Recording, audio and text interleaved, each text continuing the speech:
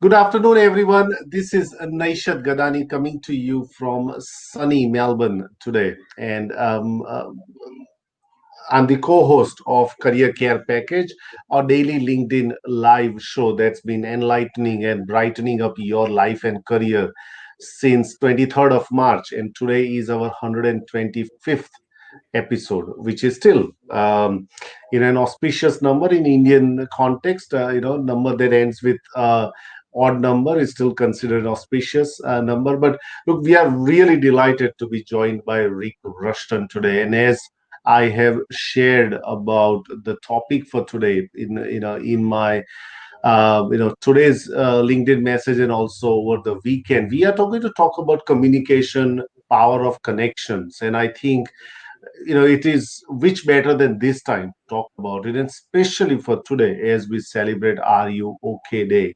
It is just a poignant reminder of the power of connection and the power of community. So we also want to embrace that message of the Are You OK Day and the talking about power of connection in that. So we are absolutely delighted. As you can see, Caroline is away today, and so I'll be driving this plane solo with Rick, and hopefully I don't crash the plane, and we've got all the parachutes and everything. But welcome, Rick. Welcome to our show. Well, thank you, Nation. I have flown plenty of times not expecting to crash, but I do know where the life vests are. So thank you for that. And congratulations to you and Carolyn for an amazing 125 days. I mean, that is just, I think the Deputy Health Officer said you should get up every day and make your bed. I reckon you guys are getting up every day, not just making your beds, but putting hospital sheets on, corners on the sheets, and you're making everyone else's bed as well. So congratulations to you, sir, and what you guys are doing. It's just, I couldn't wait to get on today. Yeah, no, thank you very much, Rick. And when I first time watched your, what I do is that, and I consider myself I'm a talent connector, and I go and headhunt talent for our show, and I looked at all the TEDx Melbourne, shows, for last 1 or 2 years, and I looked at the show that you did, and one of the most striking thing is I think Caroline also mentioned about the heart centered and the mind centered, but I was very much like the way you ended the show, and we will not go into that story, but that story was absolutely vivid. The way you painted the picture of what it was for you to come from a school and go through that process was absolutely chilling for me to go through that. And at the end of that, you also shared about what did you learn out of it. It was very, very powerful.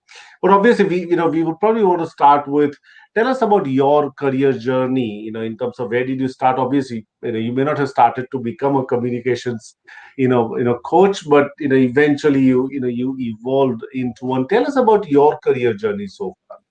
Well, I think mine's very similar to everybody who's online with us now, and everyone you've interviewed over the journey, Nash. We're all an end result of a journey that we've been on, and that's mixed with opportunity and difficulty, but also the learning opportunities and experience. And so, experience is often what we get when we don't get the result we wanted. And I think that the greatest quote I've ever heard about personal development is to fail fast. The quicker you fail and the lessons you learn, you pick up from that.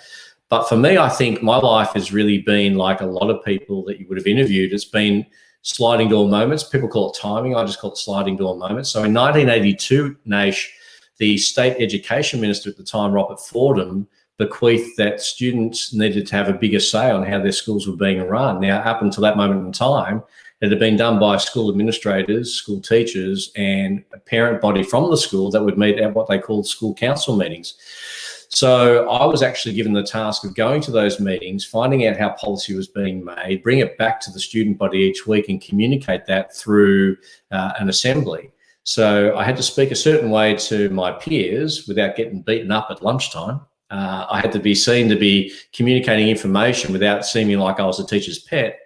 But then I'd also have to go into meetings with teachers and get to that headspace, go into meetings with parents, and then education department representatives. And in that sort of age between 16 and 17, I was learning that just being who I was never going to connect me with all those groups. Being who I was would connect me with my fellow students to a degree, but it was never going to connect me with with adults. So I learned very quickly that there's a process that I learned back then that I still use today and all parts in between. But the ability to communicate as we are is going to allow us to connect with, probably out of every 10 people we meet, maybe 2 or 3 are just like us, because people like to deal with people who are just like them or someone they'd like to be. One of the things that was really a valuable asset to get from that early learnings was you didn't have to stay who you were to communicate with other people. You could slow it down, you could pick it up, you could change your, if you will, your approach to communication. So that led me into post sort of high school. I got enough of a score, Nash, to be a teacher at teachers college. And I thought, well, I don't really want to be a teacher. I don't see myself standing in front of people lecturing all day, so I'm not going to do that.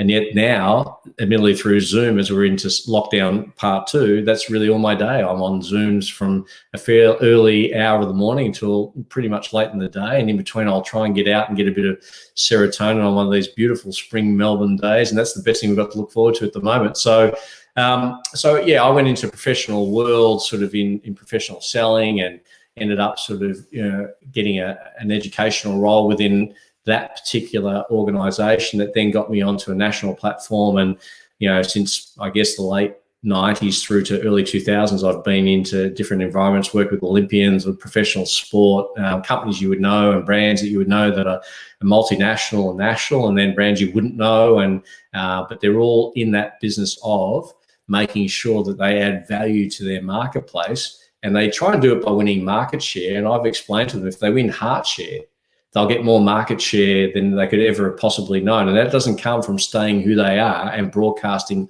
on one channel. It comes from tuning in to the other person and broadcasting along their lines. So my journey is one where I think if someone sat me down in 1982 and said, here's where you are and here's where you'll get to and here's how we join those dots, it could not be comprehended. So it's just an experience. It's a journey, being open-minded, open-hearted, take on every opportunity you can and just connect with people and see where that takes you. So, and that arrives today at, what's now your 125th show in a row, I think. So I'm proud to be a part of that. Thanks, Rik. I think it's really great to get a sense, because there are a couple of things that you said in the TEDx talk. If you can probably go back, one of the things that you clearly identify around the unlike-minded people, right? There's a great emphasis that you talk about that. You also sort of talk about that. How unlike-minded people can really enrich you, and going out and connecting with it. I'll give an example. When I migrated from India 13 years back, I would probably gravitate towards somebody who's from India and somebody specifically who's from my cultural background. I will immediately connect with him, and it took probably 3-4 years or 5 years for me to really branch out and really kind of expand my appetite of going out and meeting people. And that's where I saw that there are a lot of connections I could make and understand diversity of ideas and everything. Can you elaborate on that particular aspect of what do you mean by that? Do you really seek out that unlike-minded, networks? Well, I think, one of the things that we are hardwired to do is connect with like-minded people. So it's very easy for me and you to get together and we'll talk about cricket all day long. Yet when I courted my now wife, she hated cricket. I didn't even think those people existed. That just didn't make any sense to me whatsoever. So it's easy for us to connect because we've got some similar values, some similar passions, some similar things that make sense. But if you and I got together, all we would do is reinforce what we already know. There's no new learning there. We'd hear a different level of it, but there's no new distinction. There's nothing that changes. We are right where we are now in a global sense. If you think about this for a minute, you've got an election going on in America. You've got challenges in Australia. We're in our own country, for goodness sake. You have leaders that will not open their borders, that will not listen to another person's perspective because they've surrounded themselves with like-minded thinkers and have said there's only one way. It's almost like everyone who gets around similar people, every challenge is a nail and every solution is a hammer and we bang away. Yet no one's actually taken the time to say, hang on, have you thought about it from this perspective? Hang on, I need to get to know you more. Clearly you don't like me. I need to get to know you more and find out what it is that I need to do. Because what we know is if we go and listen to a symphony orchestra, Nash, we hear the banging of the drums and we hear the clashing of the cymbals. But there's also the subtleties of the flute. which if you don't listen for it, you don't hear it. But you certainly know when it's not there. You just think there's something missing. So my message to everybody watching, listening, and being a part of this today is if you look at your top 5 friendships in your group, they're probably all like-minded people. I'm open to who the next person is who's going to share some learnings with me that's going to take my life to the next level. If I can improve, that by default affects everybody else in my sphere, in my group. So I don't need to necessarily connect with someone who's doing a long-term stretch in prison because they're just a bad sociopath. That's not what I'm talking about. What I'm saying is, you'll know if you go into a room, I see it all the time. When I'm able to travel and I get put into a platform, whether it be a big conference or whether I be put into a boardroom or a training room, I can see the different personalities that are in play, and I can see where this company's challenges may be, because it's the loudest banging drum and cymbal that seems to dictate where the organization goes. Yet if they actually just invited someone who's sitting there passively to give a thought, they may have a different opinion. It's the opinions of those that no one thinks much about that probably can do much of the things we need right now. And we have to tap into that. So I'm always big on going into a room, listening to who's holding the microphone, listening to who's holding the attention of the room, and then just peering to see who's less likely to actually want to engage and get them involved somehow, because they're probably the ones who can come up with the breakthrough. So my message to everybody watching and listening is, if you hang out with like-minded people, you'll just get reinforcement of what you already know. Our job as human beings is to be inquisitive, find out some cultural differences. That's why you made it to Australia, for goodness sake. You know, that's why we're very global. We're more high tech than high touch. I get that. But, you know, ultimately there's some things that we can learn from each other. That's why Australia was and still is in many respects a great country, and can be again, if we can actually learn the benefits of why we actually went multicultural, to bring the best, the gifts of everybody. You know, very few countries have the gifts that have come from effectively more than 200 years of people coming here and bringing their gifts, bringing their talents. But if it doesn't line up with who I am and what I'm about, then I'm going to be shutting that out. Be open to it is my question. Why wouldn't you be open to it? And if you're open to it, the rewards are incredibly, I think, valuable. So I'm open to the learnings, Nash. I can learn something from you. I'll learn more from you being on this with you today, even if all I do is just share principles that I believe in, because effectively, you know, if I'm sharing it with your audience once, it's probably the 8th time I've shared it today. And so therefore I've reinforced the learning to a degree. So my message is, who do you know who's just like you, and who do you know who's opposite to you that you could actually engage with a little bit more? And as you say, are you okay day, just to check in and say, hey, I'm checking in, not checking up. I'm just checking in. How are you doing? What's going on? Is there anything I can help you with? What's working for you? You know, what's something that you've actually been able to achieve? If we can help people get through this lockdown, my friend, we help ourselves get there by default. So it's amazing to me when I speak to friends who are in different states and different countries, and they go, I just don't know what you guys have done wrong there. It's like, well, I don't even want to go down what we've done wrong. I just want to talk about what we can do right on this conversation. Just take that conversation minute by minute, moment by moment. If you want to win more market share in whatever it is you do, win more heart share. That comes from communicating and connecting. Absolutely. You know, that's such a fantastic. I think that reminds me of, everybody would have heard about Edward de Bono's Six Thinking Heads, where you really go about and ask questions, and everybody, then somebody who's kind of comes in the opposition of that, and that brings that diversity of ideas and questioning that. That's very powerful. I just want to make a quick shout out to Navjot, Balin, Priyanka, and Balin saying that the new technology has make it our communication skills poorer. I mean, we are too afraid to communicate in old-fashioned ways. I'll probably peek at on that one as well, because you must have seen this communication, especially last 6 months. I think we have lived I've not seen my colleagues, for example. I've started a new role, and I've not seen my colleagues face to face in since the time that we interviewed. Even that was on Zoom. And if I bump them up into Woolies, or apart from the other people that work in my organization, apart from the team that I know them, but everybody else I would never know them. But tell us about what kind of things that you've seen in last 6 months about the communication challenges, and how people should view this. Obviously one view is that take this as a learning opportunity, but at the same time, it's not everybody is kind of equipped and aware about the challenges that this virtual communication brings, Rick?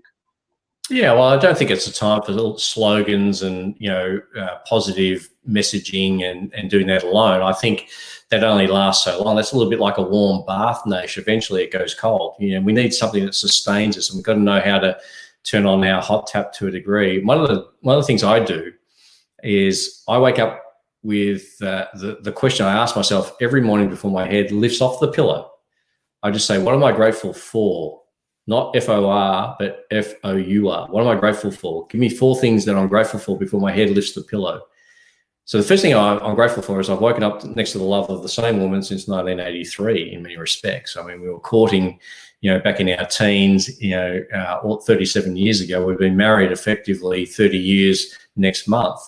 And if you saw her, you'd know why. It's not a big thing for me to say. And I have told her, Nash, if she leaves me, I'm going with her. But my message here is to say to you that if you wake up with, what am I grateful for? I'm grateful for the love of the woman she is my biggest cheerleader. She's my biggest critic. She keeps me on track if I'm off track in any shape or form. She reminds me that I'm better than maybe my results are showing. If my results are going great, she reminds me that maybe I'm getting ahead of myself. I love that concept that she can be that brutally honest with me. She's given me the gift of 3 children. So then that's my next thing of what I'm grateful for. I've got 3 healthy children, one who is working at Cricket Australia at the moment and survived what was a very ruthless cut through their particular staffing. From a young lad, played cricket to a fairly high level, has toured, the subcontinent and represented, his state and represented, I've got some great vision of him in Sri Lanka playing and, lots of things like that. I'm just so fortunate to have 3 amazing kids doing what they love to do, and they're really respectful young people. And my hope for the next generation is if they're like the 3 that we've kind of, brought into this world, I think we're in really good hands with the next generation. I then think about, I'm grateful for the fact that I get to do what I get to do, which is, I don't do this for the money. I mean, I still take the money though, so it's not like I'm doing it for nothing, right? But I love that I get to do purposeful work, meaningful work that has, some value for others, hopefully. And then the 4th thing I'm grateful for is another day. Any day above ground is a great day. Any day above ground is a great day. So yeah, we're locked down, but we're not locked out. We can still communicate. We can still connect. So I will have finished effectively by the end of today. I will have finished 11 Zooms, but I will have written probably 12 thank you notes. And I just find taking a pen and just taking the time to say, Nash, thanks for the opportunity to come on your show for a start. Thanks for the opportunity to share. It might have seemed like an appointment that was in the calendar, but it gave me another opportunity to do what I love to do and to share and communicate. So I think if you can wake up with what you're grateful for, that helps you dramatically. It then trains your brain to start looking for the things that you've got, not what the things you don't have, and to be appreciative and grateful. When you've got gratitude, Nash, you have wealth beyond counting.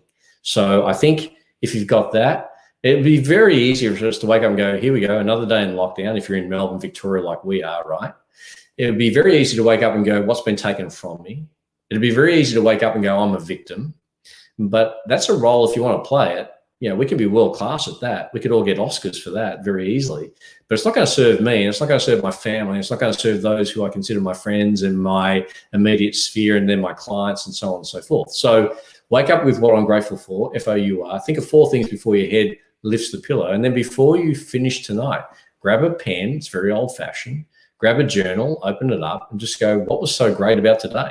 Just journal. Just journal some things that were great about today. And where can I get better tomorrow? Good questions. If you want better results, you've got to ask yourself better questions. Not woe is me. It's like, try me, test me out. I don't have too many opinions about our political leaders. I just kind of go, you know what, whatever you tell me what the rules are, and I'll play above the rules in the sense that I'll be the best I can playing in whatever half of the arena I'm allowed to play in.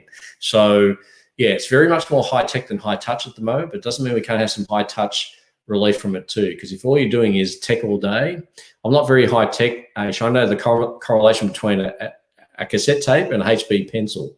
That's the extent of my tech.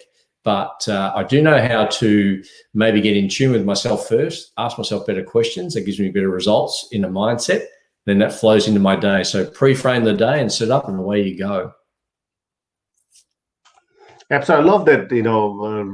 Kind of reframing the questions, because that is, I'm also studying design thinking, in career practice, and that's one of the things that we learn about design thinking is that you got to, there's a dysfunctional belief, and now you got to reframe that question so that you get, if you ask better questions about, to yourself, you get better responses, and then those responses can then lead you to further. Amit, thank you very much for joining us. And Balin is saying that the like-minded people reminds me of saying of my late father, that like water, men also find their own level. He meant that no matter where you are, you will always find the people who thinks like you. That's a very, very powerful way to say that, Balin. And learning from opposites opens new doors of information and sharing. Absolutely, I think we all agree with that. Now, in the talk, you talk about four kind of personalities, right? You talk, red, yellow, blue, and aqua, if I remember them correctly. Tell us about, is it, what do you mean by that? And you also, I think you touched on that, that when you go into meetings with people, you really kind of finding out, who's the loudest, who, explains their, the challenges very, very importantly and very loudly. But I think those, the people who are in the nuanced state, people who are not, they don't really, share their opinion, but they do a lot of work in the background. Those are the people, in my view, makes hell of a difference. But tell us about knowing that personality, and how does that help to become better? Well, there's not really a lot of science behind it. I mean, I think all of us are aware of things like the DISC profiling, Myers-Briggs. There's a lot of personality profiling that a lot of companies use before they engage and or will hire somebody. But I think the challenge with all those particular models, Nash, is that they're very detailed and they require you to, to sit a test. Where I think you want to be able to get into a lift with somebody and create rapport between the ground floor and whatever floor they're getting off. So that requires you then to maybe get a profiling system or a process that's going to serve you that you can go to at the speed of, 1/100th of a second to a degree. So I just put people into colors, just four, as you mentioned. Red type personalities they talk very, very fast. They are always driving in a hurry. You've got into a lift with a red type personality because they press the floor they want and they keep on pressing it, thinking the harder I hit it, the quicker I get there. And any females watching this, I'm going to give you a look behind the curtain into a male public urinal. But if you go into a male public urinal, red type personalities are doing number ones, ladies, and pressing and flushing at the same time because they've got no time. You never, ever hear a red type personality saying, I want to kill an hour. They want to get some value from an hour. I see a red type personality when you can go to a shopping center and they're with their partner who might be opposite Nash, and they're red. And they're watching their partner look at dresses or look at suits and trying on stuff and not buying a thing. And they walk out later, 3 hours later, with nothing. To a red, that is so amazing to them. They cannot imagine investing 3 hours at a shopping center and not coming away with something. They're going into the jungle. They're going to hunt, catch, and kill 3 suits, 2 ties, 4 belts, and 2 pairs of shoes because they've got to feel like they've done something for it. They drive very, very fast, even when they're not in a hurry. That's a red type personality. So if you're thinking coffee, they're a triple espresso. You've got to speed it up with them. If Nash was red, I'd say, Nash, this interview could normally take an hour. I've drilled it down to the best 20 minutes so we can do. Oh, red type person, love it, right? So red type personalities, you have to pick it up with them really, really fast. If I meet a red type, it's a real solid shake of the hand. I give them eye contact and I let them know that there's no guesswork. You say to a red type personality, are you okay? Well, of course I'm okay. Don't I look okay? I'm wearing a Rolex watch, for goodness sake. Can't you see the brand of my car is a mistake? So red type personalities, very egocentric. In a symphony orchestra, they are the banging of the drums and the clashing of the cymbals. They are out in front and they're going berserk. Next to them is yellow type personalities, which reds don't really like and yellows don't like reds either because reds time's their main currency. They're always in a hurry. Yellows want to take their time. Hi, Nash, how are you? And Carolyn, how do you spell? Who came up with that spelling of your name? They talk very descriptive and they want to know the most amazing things to them that mean nothing to a red. I don't know this guy's name. I don't really care. Just get on. What do you want? What are we doing? Yellows, they want to know everything. And you're with them for 20 minutes and then they go, anyway, What were we doing? An interview, of course. What are we doing here with this? And they're very descriptive, and they love light, no shade. They love time together, engaging. This is the worst lockdown for yellows. Is the worst time they've ever been in, because they can't hug, they can't interact, they can't go and visit friends, they can't do the things that they absolutely love to do. So they are kind of a double espresso, if you're thinking coffee, very light, very bright, very descriptive. You have to pick up the intonation in your speaking. You can't speak very flat down here. You have to speak very up here. Everything's got to finish with a hi, not hi, hi. A red type personality don't want to hear a hi. Just what are we doing? Are we getting somewhere? Next to red and yellows is the epiphany of the absolute challenge for both reds and yellows is when they have to deal with aqua people. Aqua people are very reserved. They talk very slowly. Reds want to cut them off. It's almost like they know what you're asking as an aqua, so they'll cut you off. Aquas hate that and they just disengage. Aqua people, if you're thinking coffee, they're like a double decaf. You know, aqua people are driving a Prius. You know, they're very reserved, very calm. Their voice and tonality is very soft. They're a bit like a dawn to dusk DJ when they talk. Very slow, never in a hurry. It's almost like, so what are we doing here? We're doing and a red guy goes, an interview, come on, pick it up. But for an aqua, they hate being cut off. You got to let them go. You got to let them finish. You got to put them in a comfortable space. And I've found some of the biggest breakthroughs in my professional and personal career has been from an aqua person who, again, gets back to that earlier point, Nash. You've got to be open to where the learning can come from someone they are the exact opposite to me in many respects. So they're interesting. Blues, the last sort of color I put people into, are very left brain analytical. 1 + 1 = 2. They're like mum, dad, 2.5 children. They understand their place in the process. They understand their place in life.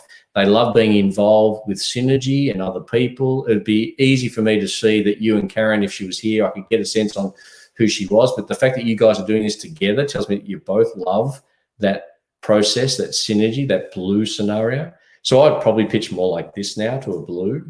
And I'd be explaining that, you know, this process you've done, 125 shows, that takes a lot of discipline. That takes a lot of planning. That takes a lot. See, blue people go, yeah, they're all our words. You know, they love those words. A red guy goes, I don't want to plan. Just tell me what we're going to do and I'll go execute. It's almost like shoot, ready, aim, fire.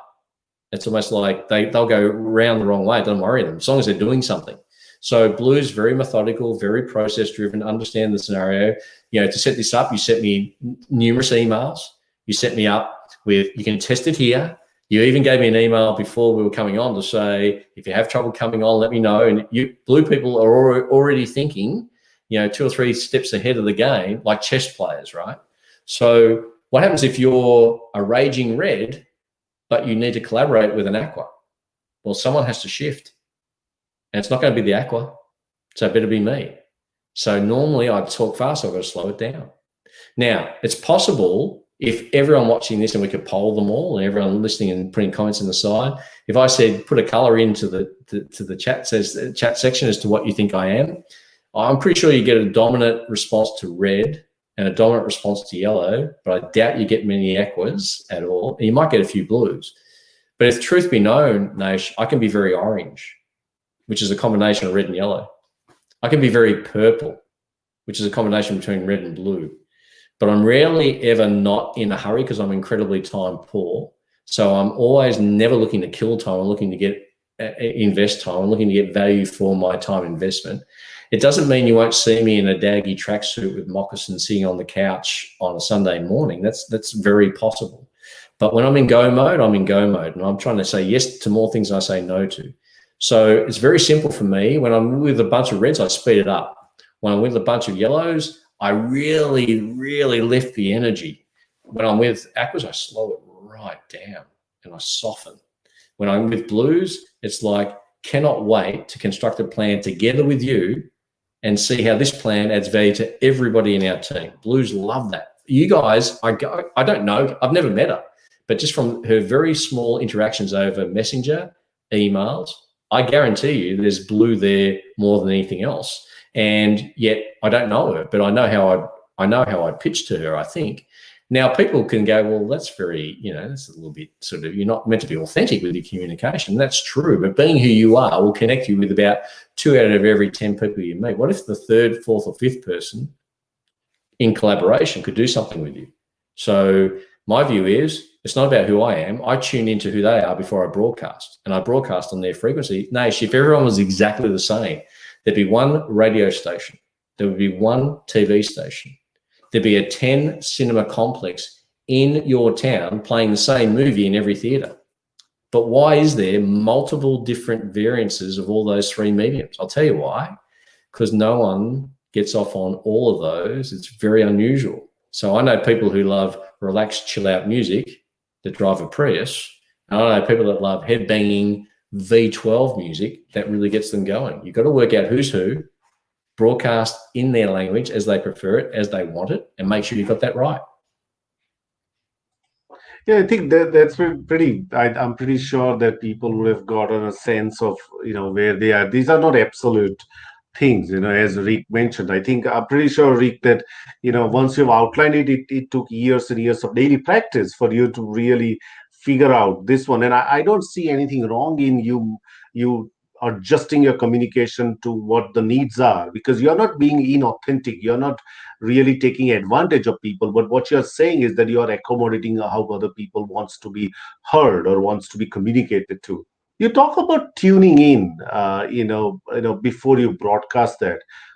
Does tuning in mean that you attentively, like actively listen and understand and then start to talk about it? Is that what you're getting at when you talk about tuning in? Well, the best communicators, Nash, are the best listeners. There's no doubt about that. So the words listen and silent have the exact same letters. But most people don't know that till it's pointed out to them. So as a speaker, I can be put into a major conference on a platform with thousands of people and told to start here and finish there. And I can leave no gap in any space if that's what they want. But I can also go into a room where someone's lost a loved one and see if I can actually just counsel them through the grief. So you can't do that broadcasting in the same way each time. It is rapport that opens more doors. And rapport is an engagement. Engagement comes not from being who we are, but getting in tune with who they are, listening better. I always used to think listening was waiting for my turn to talk again. I mean, I think most red type personalities, they stop listening when their lips stop moving. They just don't listen anymore because they've said all they want to say, and they're giving direction. Where aquas and blues specifically love collaboration. To get collaboration, not direction, you have to ask some questions. I've got some thoughts on this, but before I share it with you guys, I'm really, really keen to hear what you've got to say, Mr. and Mrs. Blue, and I'd love your input too, little aqua person in the corner. So it's rapport that opens more doors. We do things to make ourselves more attractive to other people, don't we? Whether we're dating or not. I mean, we put on underarm deodorant. Why? Because we don't want to smell how we normally would smell if we don't actually take care of our body hygiene. This is almost like communication hygiene. We put on makeup. Why? Because we don't want people to see what we look like as we first wake up in the morning. And that's just the men.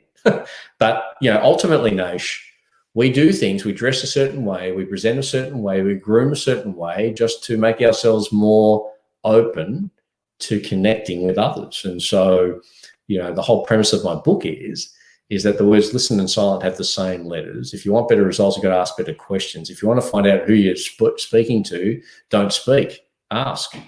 Professional selling isn't telling the prospect anything. It's asking the prospect everything. If you ask enough questions, you'll know what to say because their answers tell you everything. If you want to be a counselor, someone who helps other people get an outcome they want, rather than trying to be the answer to their prayers, find out what they're praying for by asking better questions. So, my message is, I think, and the reason for the book doing so well, apparently, is that people kind of love the concepts where you can use this in your own headspace by asking yourself better questions, in your personal space at home, in your workplace. Doesn't really matter. It's got personal and professional applications in relationships. It's very authentic to say, I want to get better at connecting with multiple people. Now, how you do that? You can do it for the right reasons or the wrong reasons. And I don't want to go too deep into that, but influence is an interesting thing. And it all comes from, maybe building that rapport that comes from listening. The best communicators, Nash, are the best listeners. End of story. I agree, absolutely agree with you. And as I said, I'm studying the career education, and one of the concept that we study is narrative therapy. And we were, as part of that, I was actually watching a recorded counseling session for 40 minutes, and I think in 40 minutes the counselor only spoke for 7 minutes or 8 minutes, and he just continued to ask questions. And it was absolutely amazing to see that the client herself was starting to unpack what could be the potential responses, or what could be the possible responses to her situation. It was just fascinating. That's what the he was doing, and I just absolutely found it so amazing to see, because I most of the time I jump into solutions more, because I know that this is where your pain is, and this is why you should be doing it. And it has, what happens is that after 6, 12 months, the client comes back and asks the same question. And think, hang on, I really did that with you, didn't I? Did you not listen to the coaching session that we did today? It was already there, but I failed to really equip him or her with the tools required, so that they can play around it. It's not that they should not come back to me with questions, but my thing is, if they come back to the same question, I think as a coach, I have probably not done a great job at explaining to them. If you got questions for Rik about communication, please drop in. We've got few more minutes that we can pick up Rik's ideas and insights into this. Rik, if you give us some anything else that you can talk about which can help us become better communicator. Listening is absolutely there. Probably as I listen to silence and listen, I've never saw that it is actually made up of the same alphabets. Before your the TEDx speech, can you tell us what else people can do right now? And specifically, where we deal with a lot of people who are currently struggling to get into the employment market. They've reduced hours, they've been let go of the job, they've been sacked, whatever. What are some of the things that you can tell people, who are in that predicament of looking for work? How they can better improve themselves in terms of communication? Yeah, it's a great question. And I think there's a lot of people doing that right now. And it doesn't come from sharpening up your CV or, getting your ad for seek.com.au. It actually comes with the answer to this question, which is, if I was a stock on the Australian Stock Exchange at the moment, would I buy shares in me? And if the answer is yes, I would, what is it about me that makes me an attractive stock? Well, I've got good energy. I've got I want to serve others. You can come up with a great list if you really want to. If your answer is, no, I don't think I would actually buy stocks in me, the same question would apply. Why not? Now, from that answer should come enough reasons for you to find enough compelling reasons to get going. Is it possible to improve your communication over the next, what for us is another 6 weeks of lockdown? And the answer is, of course. When there are things available at the speed of click at the moment, which you can go on to TED, you can go on to YouTube, you can go on to TED's like a digital library, isn't it? Could you read a book on better communications? Could you read a book on being more assertive in the workplace? Could you read a book? Could you watch a TED talk? Could you download an Audible to listen to? In any area you're lacking, could you do that? My question to a lot of people when I coach them is, if Hollywood made your life into a movie right now, would you go and see it? And if the answer is no, I would not, then I'd say, well, what about if there's free popcorn and free chop tops and free drink? No, still not. Then it's really time to rewrite the script. I think what this opportunity is giving us to do at the moment, Nash, is to rewrite the script of our life. Now, I don't want to make it sound like it's that melodramatic, but best I can tell, we don't get it. This is not a dress rehearsal. This is the one shot at it, as best I can tell. I'm yet to meet someone who says to me, this is so different second, third time around for me here on planet Earth. Now I haven't found that person yet.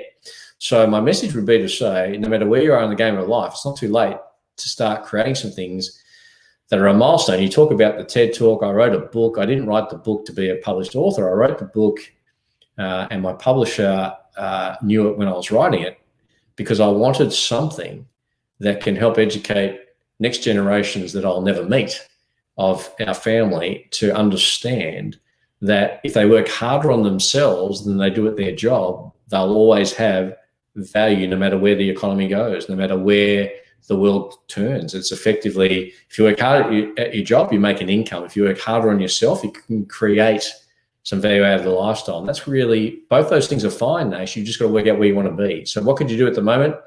Anything that you think you're lacking, you could spend the next few weeks getting better at it. It's not that hard. It's not like you have to go like we had to, right, to a library if you could get there, or if your parents were lucky enough to own an encyclopedia. The world is at everything you could ever want. Thousands of years of recorded histories, timeless fundamentals that are so timely for today can be got at the speed of click now. So yes, you're locked down at home, but you're not locked out. You could be absolutely learning in any area of your life. So my view is, don't sharpen up your CV. Don't sharpen up your ad for seek.com.au until you sharpen up yourself with some skills that have value to add to any organization that you're going to go to. Because if you can't answer, how would I add value to the next employer other than I'm just trying to see if I can get a job? Wrong approach, I think, would be my message. I think that's a fantastic one to end our chat. One of the LinkedIn users says that my father taught me not so well that we have 2 ears, 2 eyes, and 1 mouth, and use that in that proportion. Absolutely. Thank you very much, Rik. Look, you were absolutely sensational. And, once again, thank you for gracing, our show. I know, the time is very tight, for people who are in, demand like yourself, because you speak a lot and globally. So we are absolutely fortunate to have you on our show. And thank you very much for sharing some of your insights. My absolute pleasure, and I send best wishes to everybody for continued success. Stay healthy, stay safe, and most of all, as best you can, stay productive. So thank you for the opportunity. Thank you very much. And yes, tomorrow Caroline and me will be back to you. And tomorrow we are answering your job search questions. So tomorrow will be a 0 hour like Parliament. You can ask any question and we will take that up. But also tomorrow we are also bringing one of our listeners on our show, and she has recently landed a job in this COVID-19 time. So really inspirational and uplifting story. So she will be there too to share her story with us, and we will see you tomorrow 3 p.m. on. Until then, if you are in Melbourne, Victoria, please mask up. If you are anywhere else, please look after yourself and your family, and we will see you tomorrow. Have a good evening, everyone. Bye for now.